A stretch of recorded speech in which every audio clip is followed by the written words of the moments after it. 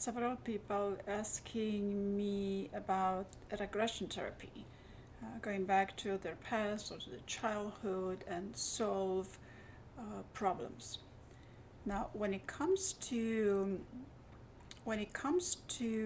traditional hypnosis, there's several types of traditional hypnosis, out of which I particularly like Ericksonian hypnosis much more because it's very permissive, Ericksonian hypnosis. But today I want to talk about alchemical hypnosis, more specific regression, because the amount of success that I have with a regression alchemical hypnosis is unsurpassable. And what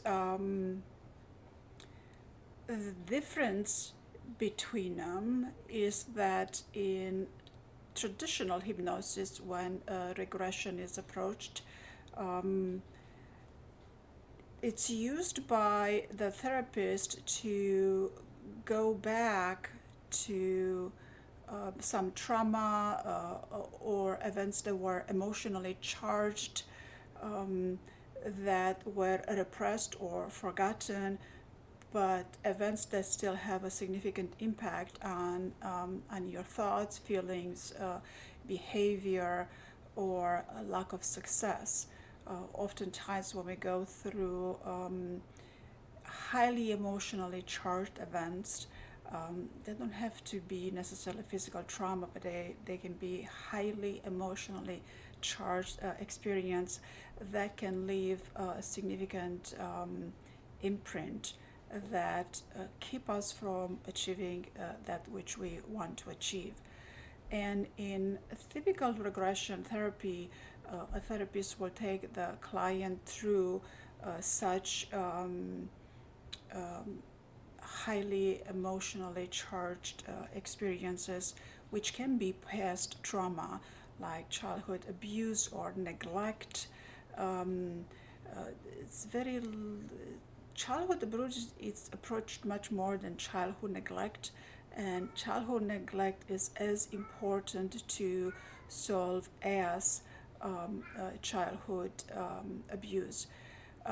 Or regression is used to resolve issues related to phobia, anxiety, depression, and the goal of traditional regression is to get the client to understand and process that experience, which is possibly buried deep into their subconscious, so they can gain closure and move forward in a positive way. Now, in traditional regression hypnosis, the therapist will take the client into a hypnotic state and uh, go back to a specific memory or a specific period in the client's past, and um, then the client is encouraged to revisit that time, um, and to explore their thoughts, their feelings, and behavior as best as they can, as if they were at a time. And then once the session is over, then the client is it's helped. A therapist helps the client to understand these experiences, and it's helped to process these emotions that are still negatively impacting today's behavior. On the other hand, on the other hand, alchemical hypnosis. Alchemical hypnosis, it's much to some degree, um, there is adds many more elements to it. So once in a hypnotic state and once being regressed to a particular um, past experience that has left a heavy imprint, um, through the alchemical hypnosis, I am helping clients find their inner healing. Um, it's a very powerful modality. Now, alchemical hypnosis is based on the practices of ancient alchemists. Like we are familiar with alchemy as converting the lead into gold. So in alchemical hypnosis, we're going to convert the lead of the unconscious into the gold of the wisdom and fulfillment, so you can achieve a happier, fulfilling life. So in alchemical hypnosis, we use to access powerful internal resources and the guides within your subconscious mind to affect lasting change. So there's a major difference between traditional regression hypnotherapy and alchemical hypnosis, which uses regression, where in the alchemical hypnosis, I guide you to go to a place where your subconscious is ready to go. Because if the whole experience is made out of different parts, and you might be ready to access just a portion of that experience, or you might think that a bigger event has impacted you more than a smaller event, for example, neglect. And actually, you might be more affected by, let's say, an experience of neglect in childhood than an experience of bad criticism in teenage life. So the subconscious knows what it needs to clear and what it's ready to clear. And what happens in alchemical hypnosis, once we arrive to that highly emotionally charged experience, then I take you to a process of alchemy, a process of transformation, because the subconscious works in patterns, and it works in images and patterns. Subconscious doesn't work with words. There is no linearity in it, and oftentimes during this process, you might go through a bunch of movies that might be related and unrelated, and this is exactly how the subconscious works. And these images have significance, but they are significant to you. So once I sit with you and I ask you a little bit, not too much, I ask you a little bit of your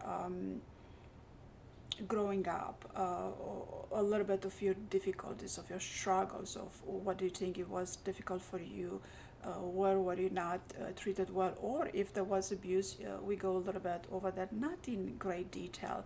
There is no need to discuss that at the cognitive level in great detail. I mean, that's what psychotherapy does, that, right? So once I have an idea of where the boo is, right, then once your subconscious begins to reveal through images, then I guide you into doing something with specific images, which does not make linear sense. When you transform those images during this in this hypnotic state, you are fully aware of what's happening. It's just you're very focused into working, doing the alchemy, doing the transformation, and when you have your subconscious transform those images that are a representative of a highly charged emotional experience from the past, you actually gain closure without needing to have closure with that particular person face to face, or with a particular group of people. It's such a wonderful modality, and it's powerful, and it's interesting how it happens, but subconscious is large, and the subconscious knows what needs to be done, and the subconscious number one job is to keep you safe, and the subconscious will not take you into places where you are not safe. And if your past experience was highly emotionally charged with fear and anxiety, during the hypnotic state, you are not going to re-experience that. You're going to have some sensation and some feelings, maybe some sensations of heaviness, for example, or sensation of warmth or warm temperature or cold temperature, but that's about it, not more than that, because you are highly relaxed and because I guide you. And if you get uncomfortable at any time, or I'm watching your idiomotor responses, so if your idiomotor responses are telling me that it's time to stop, then I'm taking you out, right? And it's a very, very powerful healing modality. Okay, but let's go back to alchemical hypnosis. So the alchemical hypnotherapy is a very dynamic process, and it embraces your emotional and spiritual nature altogether, unlike traditional hypnosis therapy. Um, Ericksonian, Ericksonian hypnotherapy has many alchemical aspects to it because it's very permissive. And with Ericksonian hypnosis, you are not told what to do. You are given not options, but kind of options.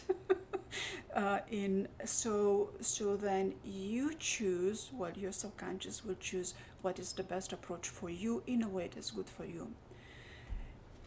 In alchemical hypnosis, we have several elements like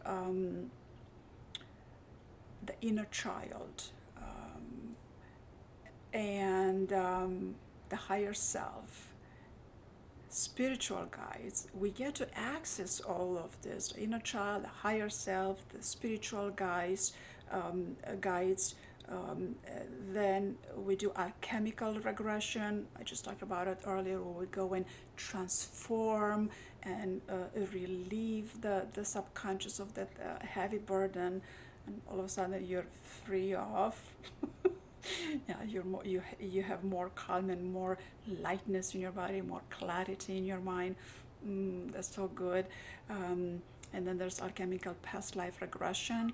We don't just go look into the past life to see what's there and then we talk about it, what might that mean. We go into the past life and we actually go to heal those things. And my kitty cat is a bit vocal, yeah. And then we have alchemical talent retrieval. This is a wonderful process. Not a lot of people are doing, but it's such a wonderful process. It might take up to an hour and a half to maybe 3 hours.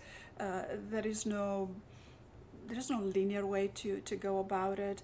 And sometimes I've done a talent retrieval, and back then I wasn't quite sure of what talent I retrieved. I kind of knew what I wanted to retrieve. It didn't work that way. So what I retrieved was, of course, being being a healer and through alchemical hypnosis. So this is a talent that I retrieve that it works very well. I'm very gifted with it, and I bring a lot of healing to a lot of people through this. And further then we have different things that we can do with this alchemical hypnosis, and we can heal past life trauma. So when we go about healing the past life trauma, like I discussed earlier, past life regression with alchemical transformation, through this hypnosis guidance, we allow your subconscious to take you to a past life traumatic memory in the present moment with hypnosis guide where you are completely relaxed and you are aware of that this is a conversation happening here. And then we go through a very gentle catharsis where you release and you release this from the level of your subconscious, not just cognitive level. Cognitive level, it's good, but if you release from the level of subconscious, then it's gone, right? And then we can also heal the what's called karmic transgression, yeah, because there are times, whether in past life or whether in current life, there are times when we have done bad things to other. We have behaved badly and we have hurt other people. And through this process of healing this karmic transgression, we get to heal this chronic problems that might be resulting in a lifetime of issues. And some of this might be due to current illness or current relationship illness or financial difficulties. And when we get to clear this at the subconscious level, miracles begin to occur. And then, of course, you get the cognitive understanding of that. And there is such a wholesome approach to this, because when you get the cognitive understanding of that too, you realize that you hurt other people, or maybe you over criticize other people due to certain experiences that you either had in the past or you are currently experiencing, like illness or relationship or financial issues, that once you become aware of that, you just go, you are taken, then cognitively you are taken into a choice mode, so you can choose how to adjust your behavior so you don't continue to hurt other people. Karmic transgression, right? Then we can also go about clearing past life relationship contracts. Yeah, that's quite a terminology.